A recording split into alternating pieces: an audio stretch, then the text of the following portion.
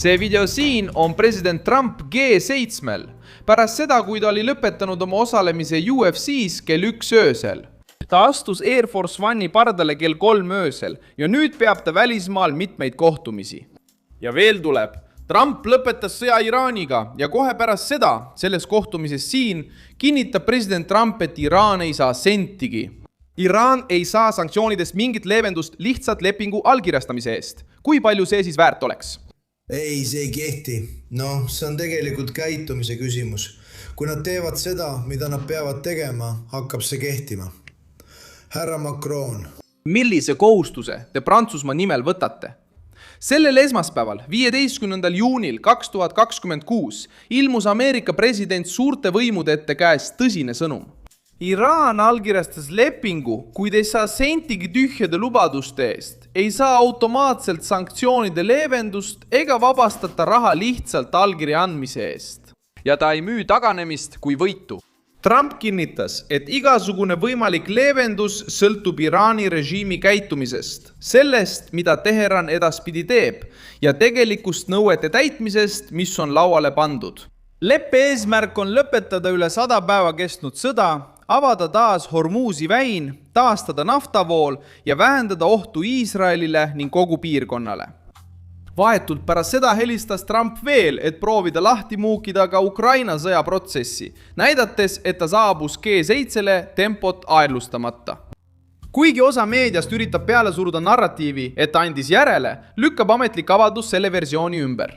Kõigepealt peab Iraan kuuletuma ja alles siis arutatakse võimalikke hüvesid. See on see, mille Trump selles kokkuleppes tõeliselt kindlaks määras.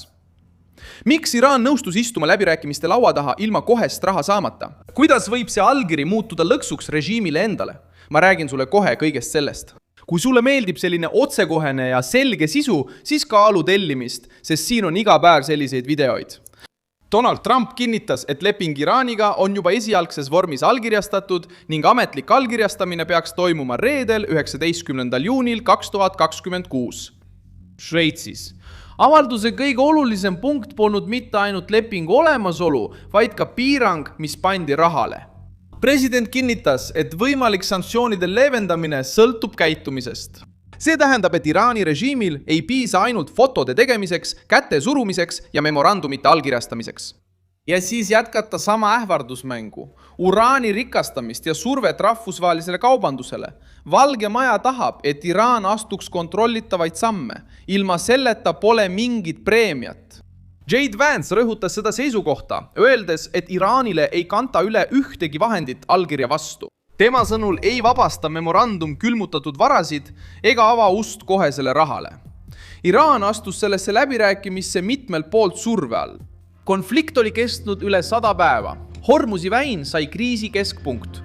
Globaalne energiaturg jäi valvsaks ja kogu piirkond hakkas tegutsema suurema plahvatuse ohus. Šveitsis toimuv tseremoonia annab lepingule ametliku raamistiku, kuid tekst tuleb veel üksikasjalikult esitada. Trump ütles, et avalikustamine peaks toimuma pärast ametlikku allkirjastamist. Vance märkis samuti, et Valge Maja loodab selle nädala jooksul memorandumi sisu avalikkusele avada. Seni on selge vaid poliitiline raamistik. Washington on nõus läbi rääkima, kuid ei ole nõus ette maksma. Allkiri on protsessi algus, mitte blankotšekk. Ja see muudab kokkuleppe tõlgendust, sest takistab Iraani režiimil muuta diplomaatilist sammu koheseks rahaliseks preemiaks. Hormuzi väina taasavamine on keskne osa. Trump ütles, et läbipääs on juba osaliselt avatud ja peaks olema täielikult avatud reedeks. Vance ütles, et Ameerika Ühendriikide ootuseks on, et laevaliiklus taastub pikaajaliselt ilma teemaksu nõudmata. See detail on oluline, sest Iraan on aastaid püüdnud kasutada oma geograafilist asendit maailma šantažeerimiseks. Valge Maja töötab samuti selle nimel, et esitada seda kokkulepet kui julgeolekupööret Iisraeli ja kogu piirkonna jaoks. Vance'i sõnul olid viimased hetked enne kokkuleppele jõudmist pingelised, sest kardeti, et Iraan võib Iisraeli vastu uusi rünnakuid alustada. Iraani võimud olevat läbirääkijatele kinnitanud, et nad ei ründa ja austavad kokkulepet. See osa näitab, et läbirääkimised ei alanud rahulikus õhkkonnas. Trumpi valitsus panustas sellele, et Teheran nõustub piirangutega ainult siis, kui ta mõistab, et vastupanu hind on suurem kui läbirääkimiste hind. Leping avab ka võimaluse uueks läbirääkimiste vooruks Iraani tuumaprogrammi üle. See on kõige delikaatsem punkt. Ilma juurdepääsu, kontrolli ja tõendamiseta on Iraani lubadus vähe väärt. Erinevus on nüüd selles, et Trump ütleb avalikult, et kasu ilmneb alles pärast käitumist G7-s. Prantsusmaal saabus Trump selle kokkuleppega kui peamise poliitilise kaardiga.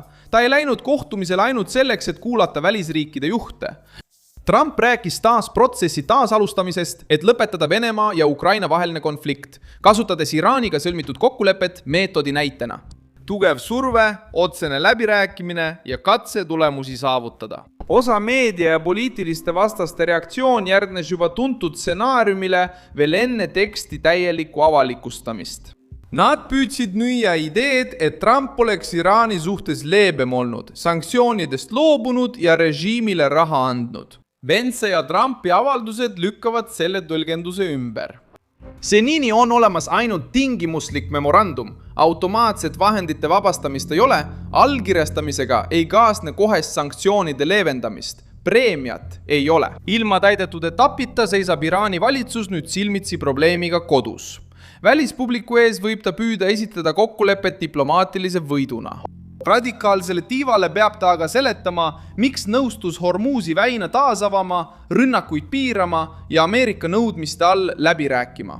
Režiim jääb lõksu vajaduse vahel majanduskriisi leevendada ja hirmu vahel paista oma toetajate ees nõrgana. See on üks põhjusi, miks ametlik allkirjastamine Šveitsis omab poliitilist kaalu. See muudab vestluse avalikuks kohustuseks ja raskendab vaikselt taganemist. Trump muudab selle hetke jõudemonstratsiooniks pärast tihedat ajakava Washingtonis, sealhulgas UFC üritust Valges Majas. Ta suundus Prantsusmaale ja saabus G7-le, kus tal oli mitu kohtumist plaanis. Näidates üles muljet avaldavat energiat, juhtimist ja valmisolekut, et mitte lasta kriisil käest libiseda. Mina olen Milson Alvese Global ja minu eesmärk on hoida sind iga päev tõega hästi informeerituna. Uudiste lingid leiad video kirjeldusest. Pane sellele videole like, telli kanal ja vaata lõpus kindlasti kommentaare. Nii saad olla kogukonnaga veelgi paremini seotud. Milson Alvese.